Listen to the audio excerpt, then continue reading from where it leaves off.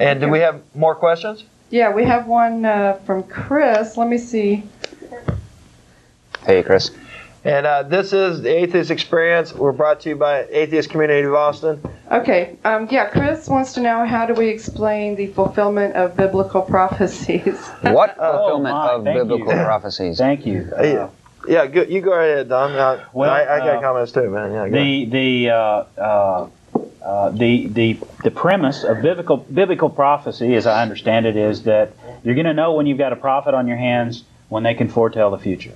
So you have these instances in the Bible where there's a prophecy in one chapter and then supposedly a fulfillment in another. And a lot of scholars are now saying that, gee, it appears that that some of these are forgeries, that they were written in the later time, at the time of the fulfillment, and kind of constructing the prophecy itself. And the reason they feel that way is because where the errors are. You know, they get the name of the king wrong, or the dates that he was the king.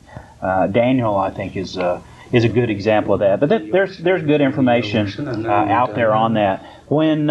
When science makes a prediction about when there's going to be an eclipse in the future, they're foretelling the future. They're pretty accurate.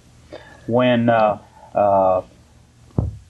spiritualists or religious people make a prediction, gosh, didn't we just have a deal where God was supposed to appear? Yes, Mark, thanks for reminding me. Yes, the latest prediction there, March 31st, came and went.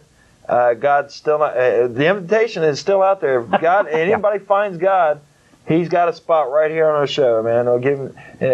We'd definitely like to have him on the show. He will convert a lot of atheists on this show. So this would be an excellent ID. This would be an excellent platform. Texas ID, right? But the question was prophecies. Yes.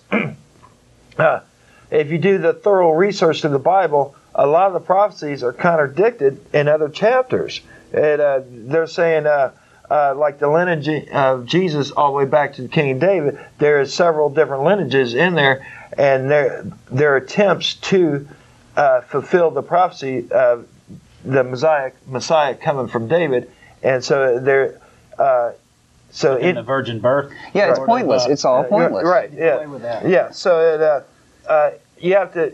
Anybody that feels that there is actually prophecies that are fulfilled in the Bible, please call us. Give us the verse and chapter and everything else, and we will do the research and show you that it is not a prophecy. And there's lists of unfulfilled prophecies. Yeah. Yes. There's this one verse that I don't remember the details, but it said that the Nile was going to dry up. Yeah.